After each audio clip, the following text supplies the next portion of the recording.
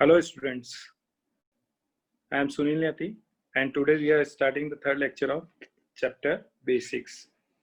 Last week class का तुम लोगों ने कंप्लीट कर लिया होगा, लास्ट 2 लेक्चर्स तुम लोगों ने कंप्लीट कर लिए होंगे। आज हम लोग थर्ड लेक्चर स्टार्ट करते हैं। Let's start. Now today I am starting the rationalisation.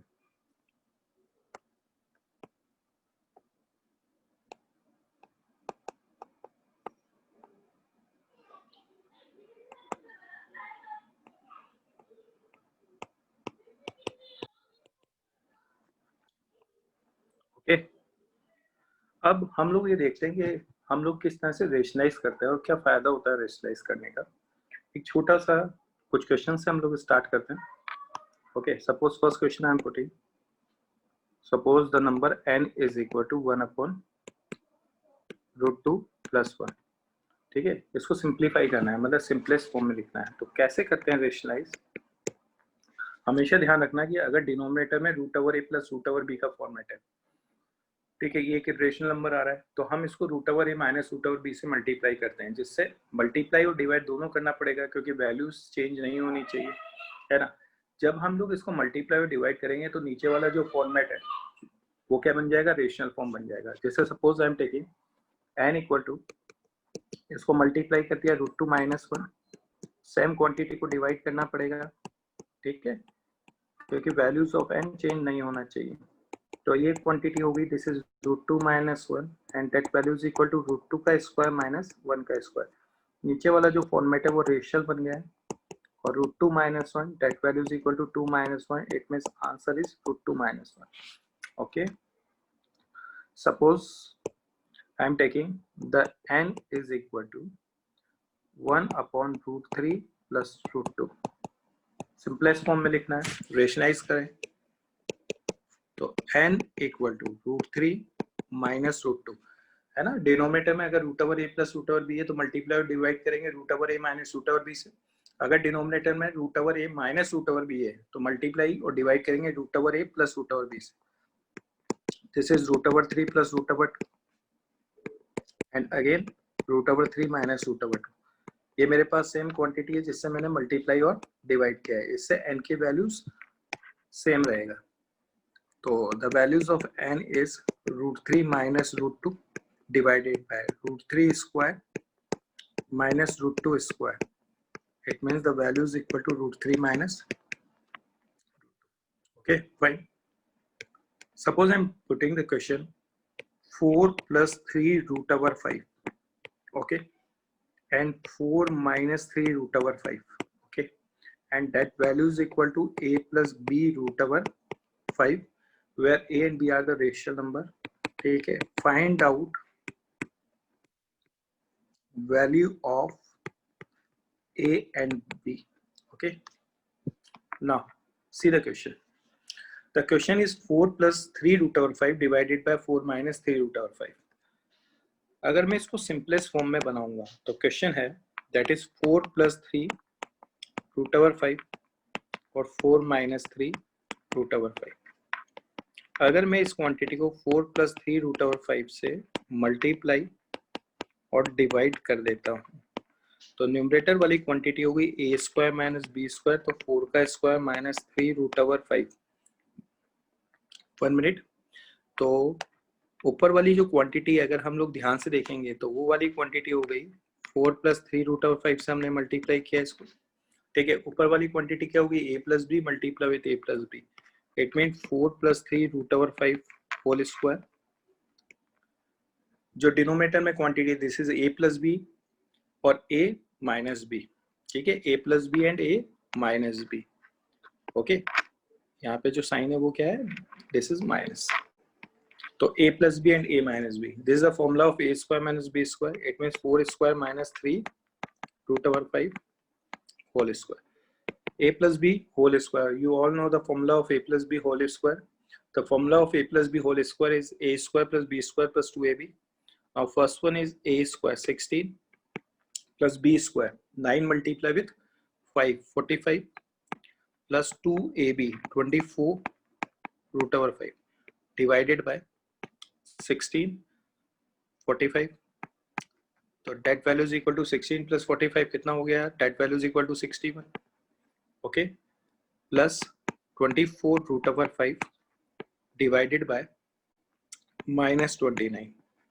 अब अगर मैं इसको इस फॉर्मेट में लिख दूं, -61 डिवाइडेड बाय 29, ठीक है, plus 24 minus 29 and that is root over 5. Compare with the quantity a plus b root over 5.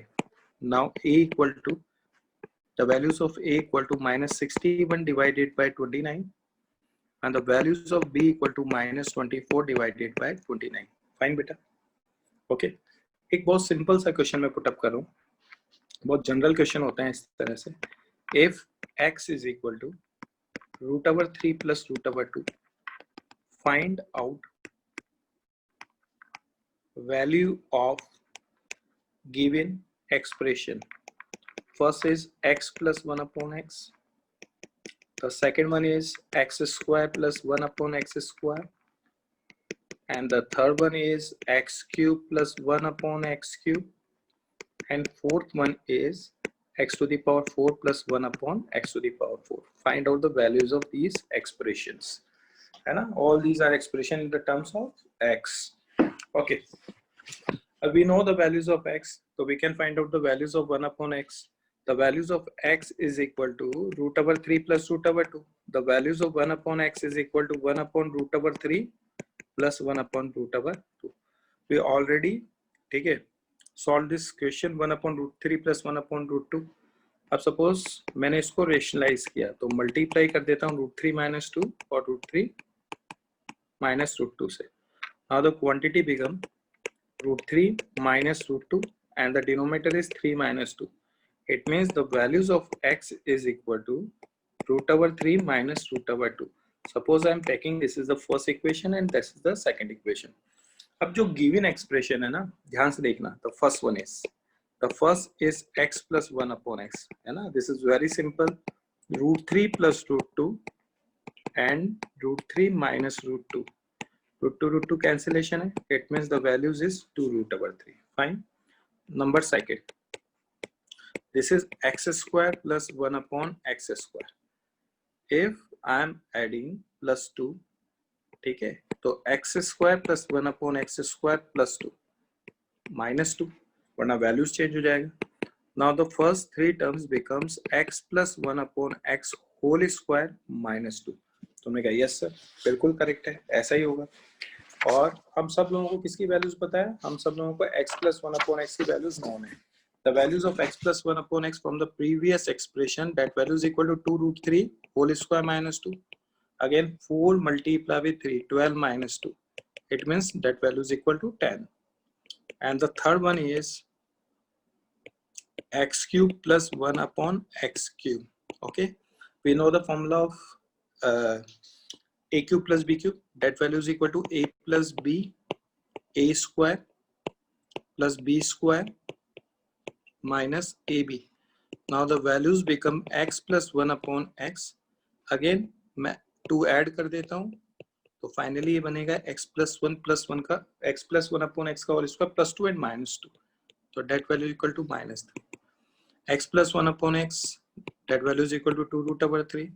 x plus 1 upon x whole square, ठीक है, तो that value is equal to 2 root over 3 whole square minus 3. Fine बेटा, that value is equal to 2 root over 3 and again this quantity is 4 multiply with 3, कितना हो गया 12, ठीक है, तो 12 minus 3 9, the values is 18 root over 3. Fine. Now the number 4, I am adding some pages.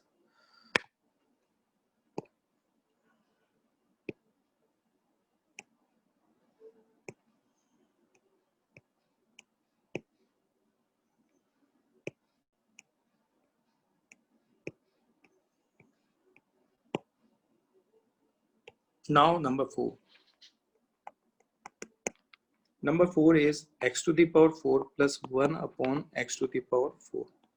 Fine बेटा, हम इसको लिख सकते हैं x स्क्वायर प्लस 1 अपॉन, ठीक है, इसको मैंने थोड़ा सा, जब भी क्या होता है ना, कोई भी दो नंबर रेसिप्रोकल होते हैं, है ना, तो उसमें +2 करने पर वो परफेक्ट स्क्वायर बन जाता है. जैसे ये दोनों एक दूसरे के रेसिप्रोकल हैं, तो इस वाली क्वांटिटी को हम लोग लिख देते हैं x to the power 4 plus 1 upon x to the power 4 plus 2 and minus 2. Now the quantity become x square plus 1 upon x square का होल स्क्वायर एंड माइनस 2. आप सब लोगों ने अभी अभी फाइंड आउट किया था the values of x square plus 1 upon x square, that value is equal to 10. It means this is 10 square minus 2, 100 minus 2, that value is equal to 98. Fine बेटा, बहुत सिंपल था. अब मैं क्वेश्चन पुटअप कर रहा हूँ जिसमें आपको इनइक्वालिटी प्लॉट करनी है. ये सब हम लोग बेसिक कंप्लीट कर रहे हैं, मतलब कि चैप्टर को स्टार्ट करने से पहले क्या क्या चीजें हम लोगों को पता होनी चाहिए, ठीक है, वो सब हम लोग ये क्वांटिटी पुटअप कर रहे हैं. तो हमें पता होना चाहिए कि क्या क्या हम लोगों को पता है और क्या क्या हमको पता नहीं है और क्या क्या चीज हम लोग यूज करेंगे. ठीक है, ओके फाइन. अब देखना, नेक्स्ट मैंने जो पुटअप किया वो मैं पुट कर रहा हूँ कंपेयर द टू नंबर्स. आपको क्या करना है, कंपेयर करना है दो नंबर को, which one is greater, inequality plot करनी है. कंपेयर द गिवन नंबर्स को कंपेयर करना है. और कंपेयर करके आपको क्या करना है, आपको इनइक्वालिटी प्लॉट करना है कि विच वन इज ग्रेटर. समझ में आ गया? ओके देखो, फर्स्ट मैंने जो पुटअप किया आप लोगों के लिए, नंबर पुट कर रहा हूं मैं. फर्स्ट नंबर सपोज n1 मैंने आप लोगों के लिए पुटअप किया. फर्स्ट नंबर n1 मेरे पास क्या है 5/9 और n2 मेरे पास है डेट इज 2/7.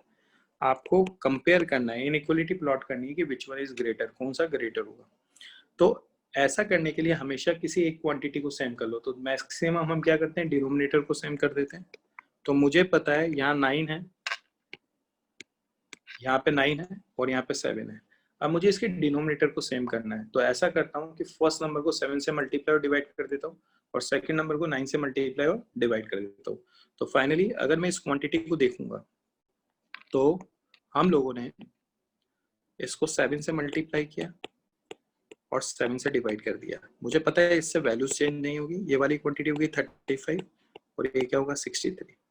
अगर मैं n2 को देखूंगा तो n1 और n2 का डिनोमिनेटर सेम करने के लिए मैंने इसको 9 से मल्टीप्लाई कर दिया.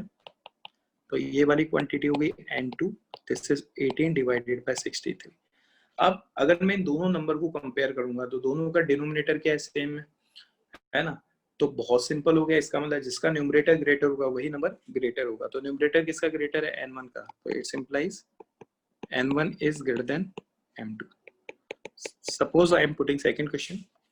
Suppose I am taking n1 equal to 4/9. Very good. और n2 equal to that is 3/8. ठीक है, वापस n1 और n2 को कंपेयर करना है. ठीक है, अब 9 और 8. ठीक, तो n1 को मैंने मल्टीप्लाई किया 8 से, सेम क्वांटिटी से डिवाइड करा, जिससे उसकी वैल्यूज क्या होगी, अनचेंज होगी. तो now the number n1 becomes 32 divided by 72 and again n2 is 3 multiplied with 9 and 8 multiplied with 9. n2 is 27 divided by 72.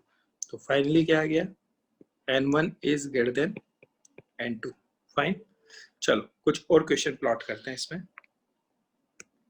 जैसे क्वेश्चन मैंने पुटअप किया 2/3 की पावर 1/2. ठीक है, एंड 3/4 की पावर 1/3. वापस suppose I am taking this is the n1 और n2. इसमें आपको इनइक्वालिटी प्लॉट करनी है. कभी भी इस तरह से पावर में क्वांटिटी आती है तो हम उसकी पावर को क्या करते हैं, रेशनल फॉर्म में कन्वर्ट कर लेते हैं या इंटीजर बना लेते हैं, क्योंकि इंटीजर बनाने से उसको हम लोग सिंप्लीफाई कर सकते हैं. फाइन बेटा, तो हम लोग इजिली उसको सिंप्लीफाई कर सकते हैं. तो मुझे पता है उसके लिए हम क्या करेंगे, जो भी 1/p और 1/q है ना, जैसे suppose I am taking the power is 1/p and 1/q. तो हम एलसीएम ले लेंगे किसका, p एंड q का, और उस क्वांटिटी से पावर को राइज कर देंगे. जैसे सपोज अगर भी इस क्वेश्चन को देखता हूं तो इसमें मुझे समझ में आ गया एलसीएम. ठीक है, पावर में क्या है 1/2 1/3, तो 2 और 3 का एलसीएम ले लिया तो 6. ठीक है, अब मुझे पता है अगर n1 ग्रेटर देन n2 होगा तो उसकी पावर राइज कराएंगे तब भी वो तो इनइक्वालिटी वही मेंटेन होगी. तो मैंने एक तरह से दोनों की पावर क्या लगा दिया, 6 लगा दिया. तो ये 2/3 की पावर 1/2 है, होल पावर क्या अप्लाई कर दिया 6. n2 जो था अब ये n2 नहीं रहा बेटा, नंबर तो चेंज हो गया लेकिन इनइक्वलिटी अभी भी वही मेंटेन रहेगी। इसको लिखा 3/4 की पावर 1/3 होल पावर 6। अगर मैं इसको सिंप्लीफाई करूंगा तो 2/3, ये क्या होगा क्यूब, और ये हो गया 3/4, और ये क्या हो गया स्क्वायर। ये वाली क्वांटिटी 8 डिवाइडेड बाय 27, ओके, और ये वाली क्वांटिटी क्या हो गई, दिस इज 9 डिवाइडेड बाय 16। ठीक है, क्लियर पता चल रहा है। The values of 9/16 is greater then 8/27। अब चाहे तो आप इसको प्रीवियस फॉर्मेट से सॉल्व कर सकते हैं। ठीक है, it's implies n2 is greater than n1, है ना। अब अगर मान लो वैसे तो यहाँ पे मुझे पता चल रहा है कि the values of 9/16 is greater then 8/27, लेकिन अगर सपोज किसी को फिर भी नहीं आता है तो इसमें वो क्या करेगा, इसमें वो 27 से मल्टीप्लाई कर देना, और इधर क्या करेंगे 16 से मल्टीप्लाई कर देंगे। दोनों का डिनोमिनेटर क्या होगा, सेम होगा, और फाइनली तुम लोगों को पता है 27 मल्टीप्लाई विद 9 की वैल्यू 16 मल्टीप्लाई विद 8 से ज्यादा आएगी। फाइन बच्चों, चलो एक क्वेश्चन में इसमें और पुट अप करता हूँ तुम लोगों के लिए, और फिर लास्ट में एक इंटरेस्टिंग क्वेश्चन पुट अप करेंगे। क्वेश्चन मैंने लिखा 6, कुछ नंबर्स में पुट अप कर देता हूँ। सपोज मैंने पुट अप किया है n1 इक्वल टू 6 की power 1/6। Now the n2 is 2 की पावर 1/2 and n3 is 4 की पावर 1/3। ओके, अब मुझे ये इनइक्वलिटी मेंटेन करना है कि which one is greater, n1 n2 n3। मुझे पता है अगर हम लोग ध्यान से देखेंगे तो LCM of 6 2 and 3 that values equal to 6 होगा। सबको इसी पावर से राइज कर दिया मैंने, तो 6 की पावर 1/6 होल पावर 6, 2 की पावर 1/2 होल पावर 6, और 4 की power 1/3 whole power 6। Now this quantity becomes 6. This is 2 की power 3 and that value is equal to 4. That value is equal to 6. That is 8 and this is 60. ठीक है, एक particular power से rise करते हैं तो इनइक्वलिटी मेंटेन ही रहेगी। अगर दोनों number a is greater than b है तो a cube is greater than b cube ही होता है, या a की power 6 is greater than b की पावर 6 होता है। तो इनइक्वलिटी क्या मेंटेन होगी, n3 is greater than n2 is greater than n1। Okay, अब लास्ट क्वेश्चन पुट अप करते हैं। अब थोड़ा सा वीडियो हम लोगों की छोटी रहेगी लेकिन फ्रीक्वेंसी ज्यादा रहेगी, है ना। ठीक है, क्योंकि तुम लोगों को भी अब डाउनलोड करने में दिक्कत होती है। अब मेरी बात ध्यान से सुनना। सपोज मैंने पुटअप किया n1 इक्वल टू √7 माइनस √6। ठीक है, इसको मैं दूसरे तरीके से कर रहा हूँ, ध्यान से समझना। ये वाली क्वांटिटी क्या होगी, √8 माइनस √7। ठीक है, plot inequality between n1 and n2। अब ध्यान से देखिएगा क्वेश्चन को। ओके बच्चों, n1 मेरे पास गिवन है, दिस इज √7 माइनस √6, और n2 मेरे पास गिवन है, दिस इज √8 माइनस √7। अगर मैं n1 को देखता हूं तो क्या n1 को ऐसा लिखा जा सकता है, दैट इज √7 माइनस √6। फाइन बेटा, मैं इसको रेशनलाइज कर देता हूँ थोड़ी देर के लिए। तो n1 को मैंने पुटअप किया आप लोगों के लिए √7 minus √6 multiply with √7 plus √6 divided by √7 plus √6. Now the values of n1 becomes 7 minus 6 1, that is √7 plus √6. Now the values of n2 is equal to √8 minus √7.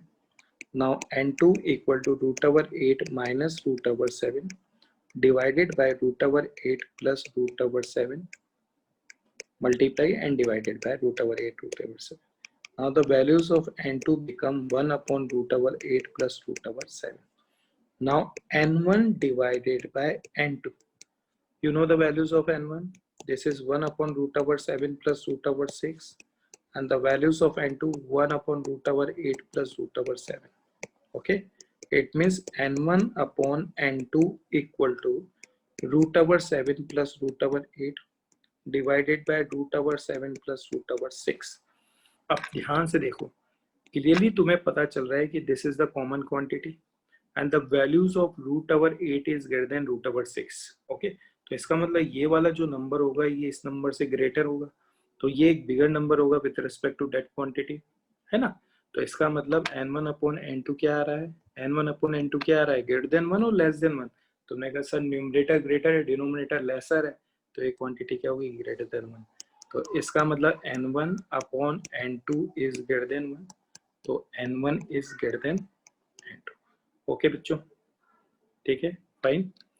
Okay बेटा, आज के लिए इतना ही, थैंक यू, ठीक है, वेरी मच, बाय बच्चों।